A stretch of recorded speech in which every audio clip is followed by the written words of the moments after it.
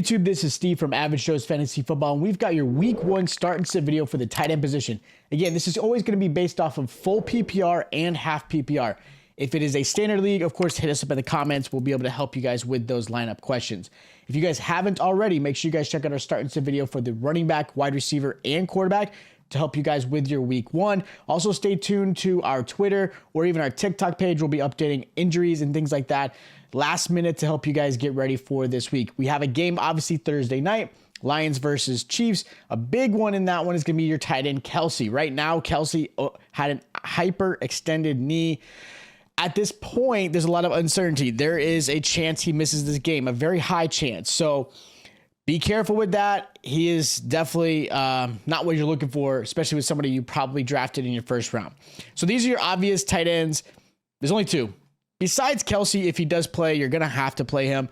But realistically, Mark Andrews and TJ Hawkinson. That's about it. There aren't many tight ends that are going to be worth starting this week, at least as far as a absolute go. Now, the first tight end I do recommend this week is going to be Tyler Higbee versus the Seahawks. Now, Higbee did struggle against Seattle last year, so I get why some may question this start. But the biggest elephant in the room is that Cooper Kupp is missing this game and could be missing even more. But with that said, this allows Higbee to be thrown a lot. There's not a lot of weapons for the Rams. Stafford is playing, which is great. That's going to be helpful where Higbee did not have him all last season. Seahawks did struggle against the tight end position last year, allowing 16.3 points, which was second worst in the league, and almost 70 yards in the air. So this is a really great opportunity for Week 1. I like this matchup for Higbee, especially with Cooper Kupp missing time. So this is definitely a must start. Another tight end I'm recommending this week is going to be Gerald Everett. Going against the Dolphins, Everett does have some competition in the air now with healthy Keenan Allen, Mike Williams, Palmer. Obviously, you still have Eckler. You got the rookie Quentin Johnston. So there's a lot of mouths to feed in this offense. I do expect Everett to have a pretty good game, though. This matchup is really good for him. Dolphins last season allowed the third most points to tight ends with 15. They're also allowing 6 receptions per game. So this is going to be a fun, high-octane game between the Chargers and the Dolphins. I don't expect a lot of defense. I expect a lot high scoring. So I do think this is a really good matchup for Everett. All he takes is 4 or 5 receptions, maybe a touchdown. You've got a really good top 10 week. The other tight end I mentioned this week is going to be David Njoku. He's a great start against the Bengals. The one game Njoku played last year against the Bengals, he put up 18 fantasy points. Bengals do allow league average 12 points to tight end, so they're about the middle of the pack, but they do allow 60 yards, which is a lot. Being that Njoku will be the second target behind Amari Cooper, I see plenty of targets his way and definitely some red zone action, so I like David Njoku. Now, as far as my sits go, first guy is going to have is Chigo Onkianko versus the Saints. Very tough matchup for Chigo. Saints allowed the fewest points in 7.4 to the tight end and only 30 yards.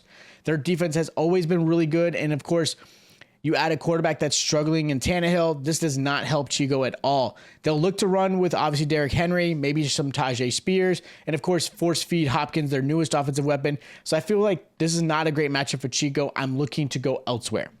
Another tight end I'm sitting is going to be Kyle Pitts. I'm pretty sure most of you guys probably feel that way. I know he was really hard to draft this season because you have high hopes. Again, he's such a great athlete, but this is a tough one.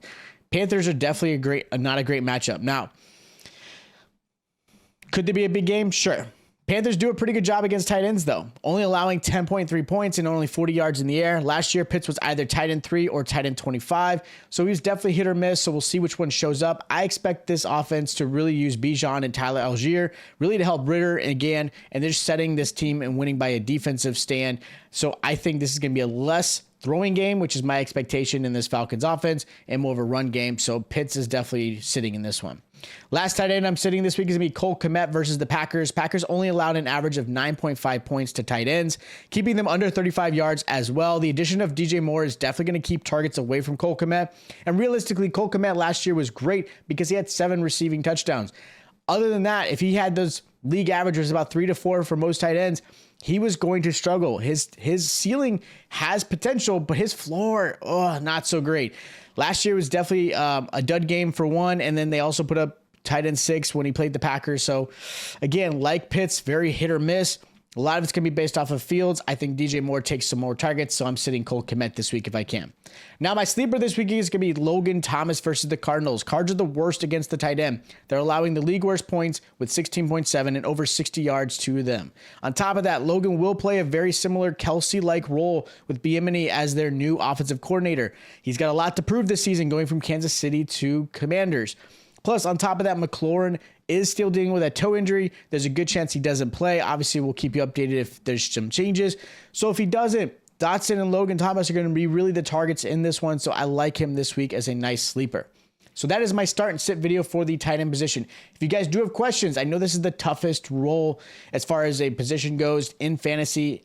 Ask us in the comments. We want to try to help you guys out. If you have other comments, again, hit us here. Questions about your lineups. Maybe you're already starting to do some trades. I know people are doing that already, which is crazy, but good for you.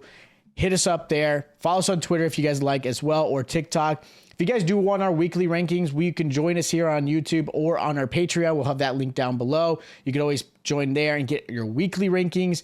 Obviously, these are some great starts to videos. We want to always give you guys some great content there. If you guys did enjoy it, make sure you guys are subscribed and the notification bell is on. And of course, if you guys enjoy the content, make sure you hit the like button. So again, check out our other start sit videos, subscribe, like, and I'll check you guys out next time.